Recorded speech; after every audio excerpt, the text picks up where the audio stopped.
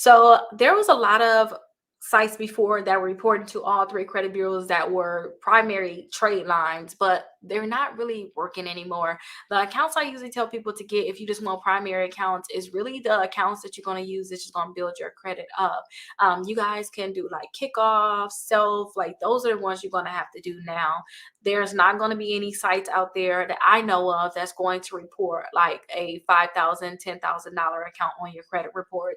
Like those days like are over. Now, if you find some out there, definitely let me know. But you guys will have to start off with an account like Kickoff or Self or some of the other credit cards that's good for bad credit if you're looking to build your credit.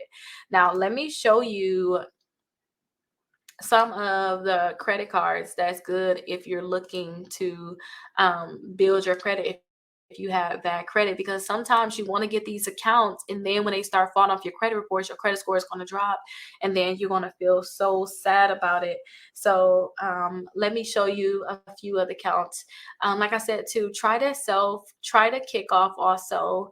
The credit strong, and again, this is my website, all things Rickita. You can also go to my website rickita.com and you can see that there will be a lot of accounts there you could check out, but I just like to look at this view because they're all just listed here. um, Also, try to see if you can pre-qualify for some of these credit cards. You just want to have just your own accounts, you guys. So try to see if you can pre-qualify for like the Capital One, Navy Federal, and Discover.